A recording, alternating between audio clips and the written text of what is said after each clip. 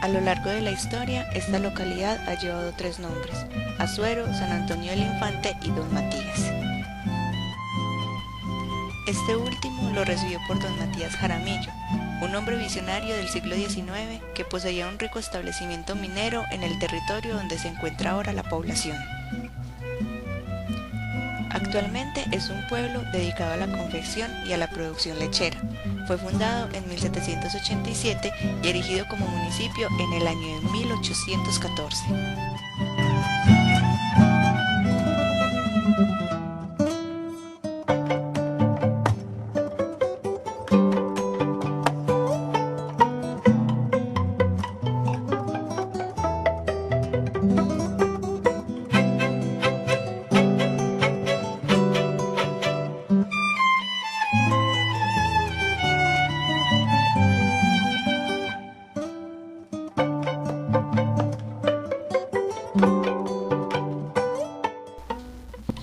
Son variados los sitios de importancia en Don Matías, destacados por su valor patrimonial, histórico y cultural o por su relevancia de orden arquitectónico o paisajístico. Entre ellos, la iglesia Nuestra Señora del Rosario, que es considerada uno de los templos más hermosos de Colombia.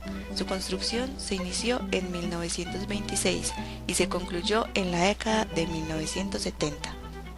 Los puentes hacen parte del patrimonio arquitectónico urbano construidos a principios del siglo XIX.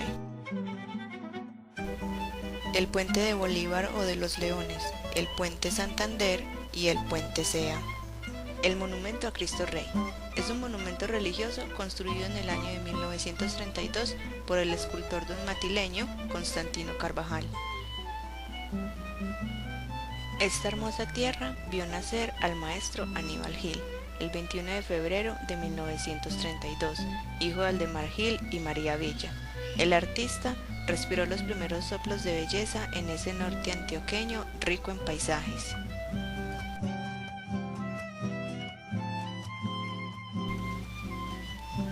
Yo dibujaba y me sentía flotando, entonces me di cuenta que en mí había un mundo fascinante. Decidí ser pintor porque había decidido ser feliz. Cuando empecé a pintar como oficio, se me partió la vida en dos. La primera fue gestación, la segunda realización. Sentía que pintar es amar, vivir, soñar, comunicar, y esto cotidianamente es un privilegio.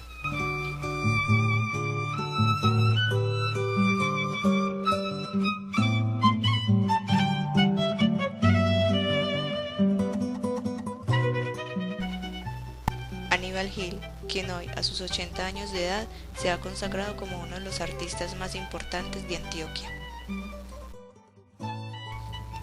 La historia empezó con un niño que prefería quedarse en su casa dibujando antes que salir a jugar con otros muchachos. Hacía figuras sobre la tierra de los barrancos usando un palito y se sentía poderosamente atraído por las imágenes de los mosaicos de Ravenna que aparecían en su diccionario. Imágenes que descubrió durante los años en que su familia le pedía que se pusiera a hacer las tareas en lugar de estar dibujando.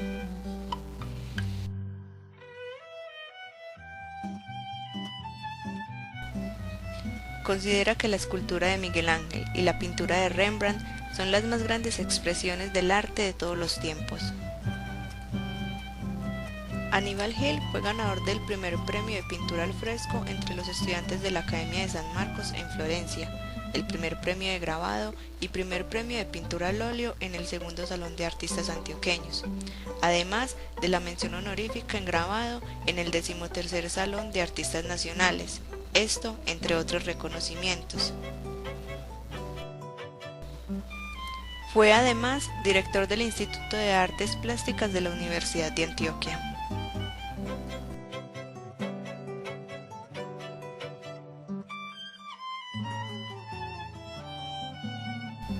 La madre de Aníbal Gil murió el mismo año en el que él nació, por lo que quedó bajo el cuidado de la familia de su tío paterno, que vivía en una finca ubicada entre los municipios de Santa Rosa y Yarumal. Como vivía en el campo, no tuvo acceso a ningún tipo de educación artística. Fue después de su llegada a Medellín en 1946 que tuvo acceso a una primera educación en artes. Yo ya sabía que lo mío era la pintura, y como yo salí a trabajar estando muy joven, como a los 17 años, podía pagarme mis estudios en pintura. Empecé a estudiar en una escuela particular con Rafael Sáenz. Esto fue para mí un descubrimiento extraordinario. Fue abrir un nuevo horizonte, fue empezar realmente a vivir en profundidad. Esas ilusiones de pequeño se empezaron a hacer realidad.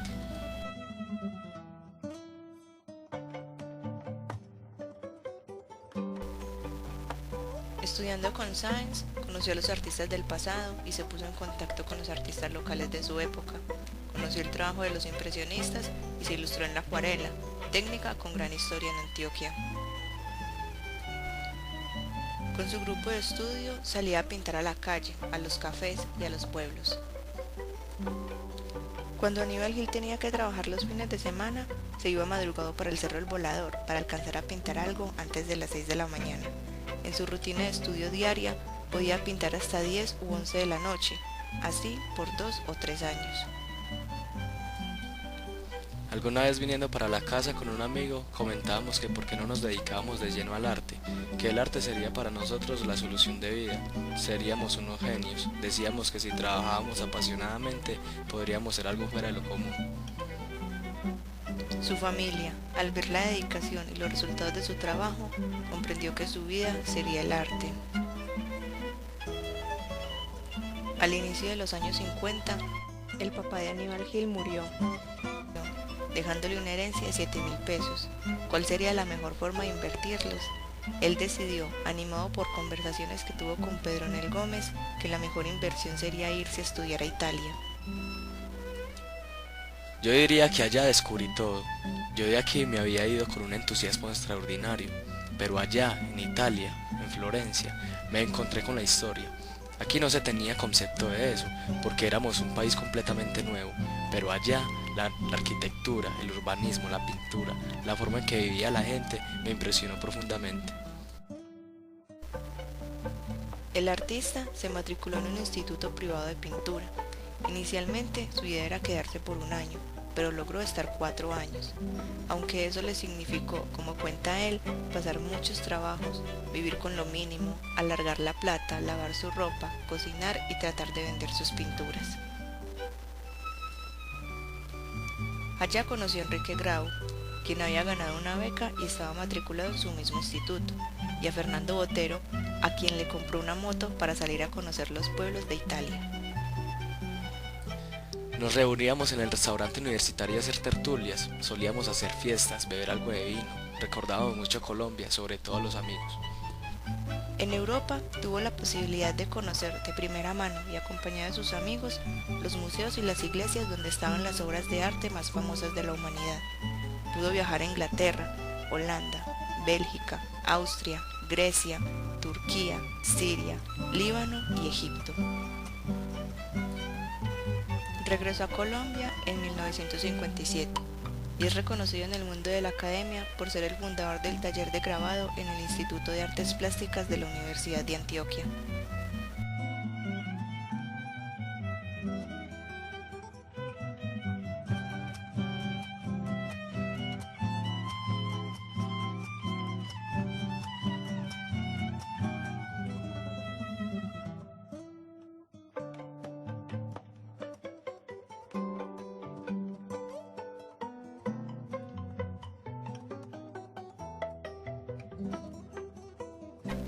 Cuando volvió, se dio cuenta de que en Medellín, aunque muchos artistas habían hecho grandes cosas, todo estaba por hacer.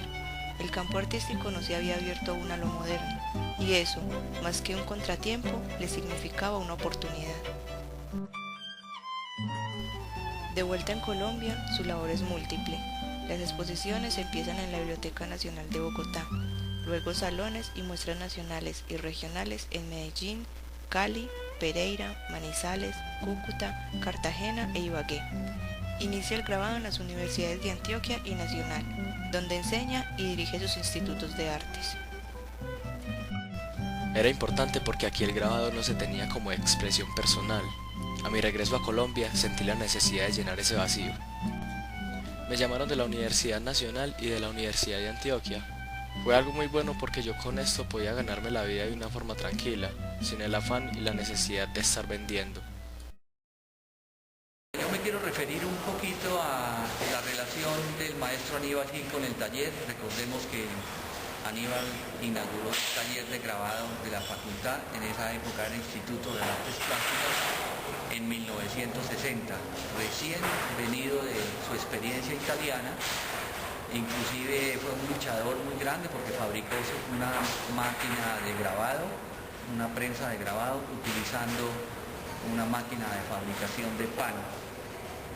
Entonces los primeros cursos que se desarrollaron a nivel de grabado los dio Aníbal en esos años, a partir del 60, en lo que se llamaba aquí Instituto de Artes Plásticas. Incluso en el año 80, Aníbal todavía era docente de la facultad y se creó la Facultad de Artes. Yo creo que en el 81, 82 Aníbal se retiró de la universidad, pero en todo caso dejó la semilla.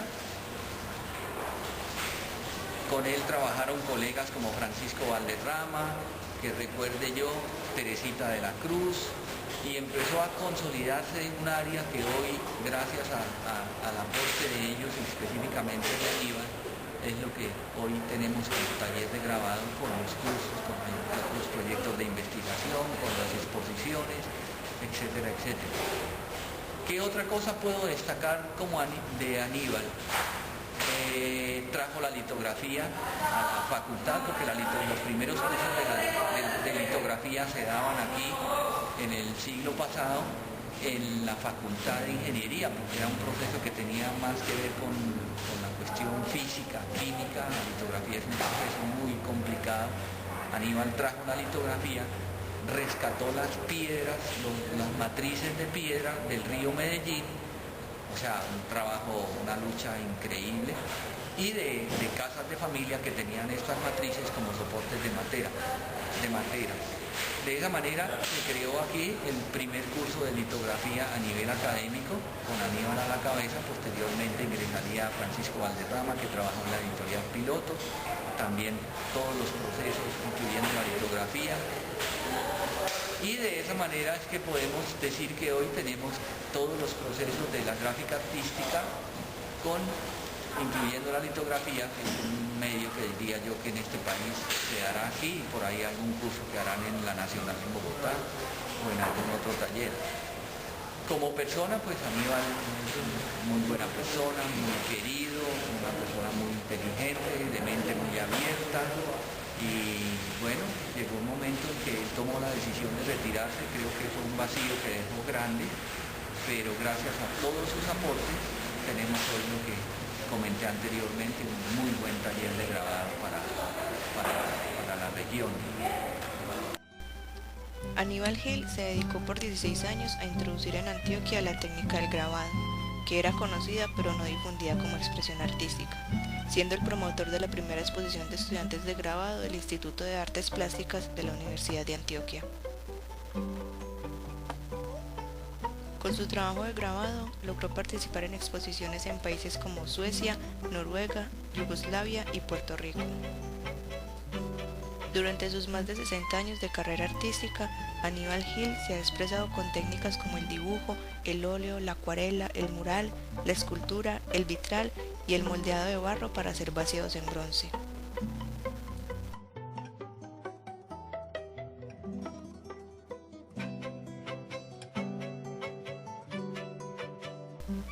Además, ha recorrido ciudades y museos de toda América Latina y Estados Unidos haciendo estudios de pintura.